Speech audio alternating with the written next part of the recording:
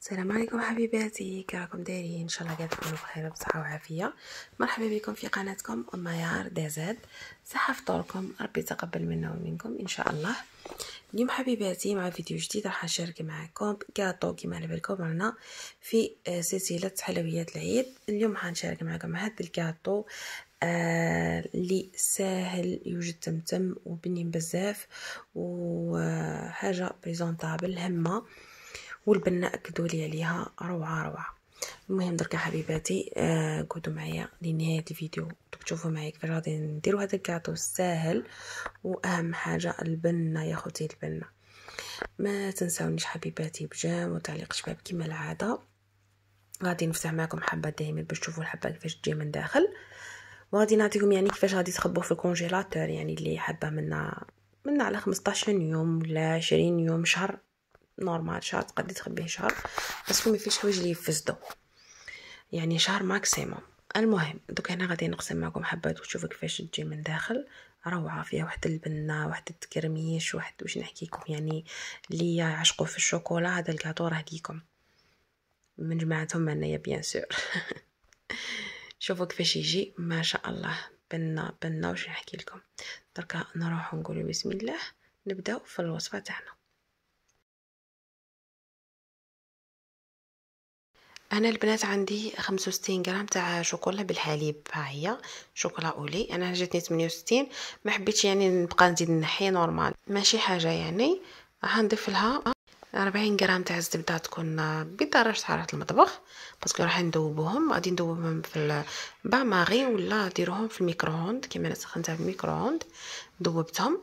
من بعد غادي نخلطهم هكا شويه مع بعض. من بعد نزيد شوكولا اتارتيني.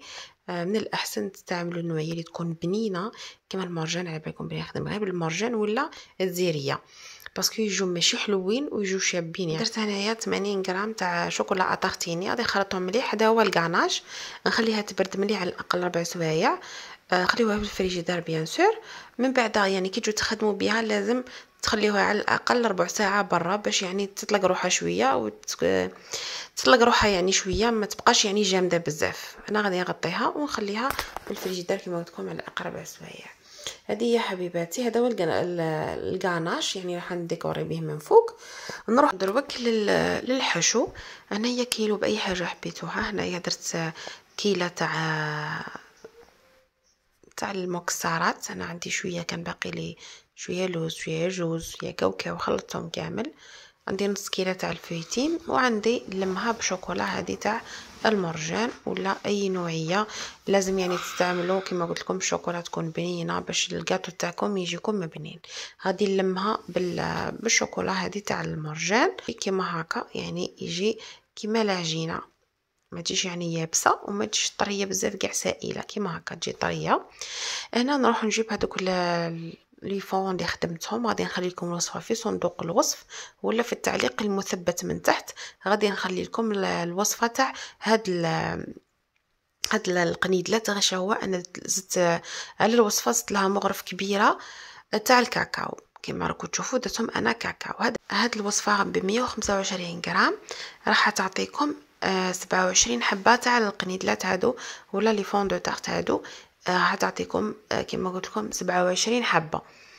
كنت العام اللي فات، ماشي العام اللي فات، راها في 3 سنين ولا كنت درت معكم كاطو بالقطايف. روحوا شوفوه، يعني وصفه ما كانش اللي ما جربتهاش، وشوفوا التعليقات تاع الناس اللي جربوه، ويعني روعه. تاني هذاك الكاطو بنين علامه. هنا كما قلت لكم درت لها مغرف تاع الكاكاو، يعني زياده على هذيك الوصفه. هنايا بديت نعمر يعني في الكاطو تاعي. درت القاعده الاولى، درت يعني الطبقه الاولى عفوا، درت الطوفيه كراميل، وبديت نعمر بهذاك الحشو اللي خدمناه قبيله تاع الفويتين والمكسرات، ولميناه بالشوكولا. هنايا غادي نعمر الحبه تاعي ونقببها شويه كما كنتوا تشوفوا، نعليها. من بعد نروح نجيب هذاك الكاناش اللي يكون برد مليح، غادي نخلطه غير بالمغرف ولا بالباتر كيما حبيتو. المهم طلعوهاش يعني بزاف، غير قسمت يعني تحسوا هذيك الشوكولا يعني دخلت معكم يعني مليح في بعضها، يعني وزاد شويه الفوليوم تاعها. عمرها في لابوش وزينوها هكا من فوق. هذا ما كان حبيباتي. وكما قلت لكم يعني ماشي غير تخرجوها من الفريجيدار تروحوا تخدموا بها، خليوها على الاقل 4 ساعه باش يعني تروحوا يعني تخلطوها وتديكوريو بها الكاطو تاعكم. وهذا الكناج ما يفسد ما والو، يعني يبقى معاكم وبلا لاكريم فريش بلا والو، وروعه روعه صدقوني على الروعه هذا الكاطو. ايا وديروا هكا وريضات هكا من فوق بهذاك الكاناج. وهنا عندي هذا الورد شريته واجد يعني من اللي يبيعوا لوازم الحلويات، ديكوريتها بهذا الورد وديكوريتها بهذا تاع عيد سعيد. نحيو هذيك البلاستيكه اللي تجي من فوق واللي تجي من تحت، فيها زوج بلاستيكات، وحده ترونسبارون من قدام وحده تجي كيما كاط اللورا. انا ما حبيتش هذيك نحيها الحق باسكو هذا ما حيتكل ما والو، شغل ديكوري به برك. وهذيك اللي من فوق نحيوها باش يجيكم هكا تبري. هذه هي حبيباتي، هذا هو الكاطو تاعنا. وبالنسبه كيفاش يعني نحتفظوا به، حطوه في علبه محكمه الغلق يعني بورت مونجي. قبل حطوه في صينيه هكا، يعني كل حبه وحدها حطوه في صينيه، دخلوه للكونجيلاتور حتى يجمد مليح، بعد تحطوه يعني حبه فوق حبه حتى يجمد مليح، بعد تحطوا حبه فوق حبه.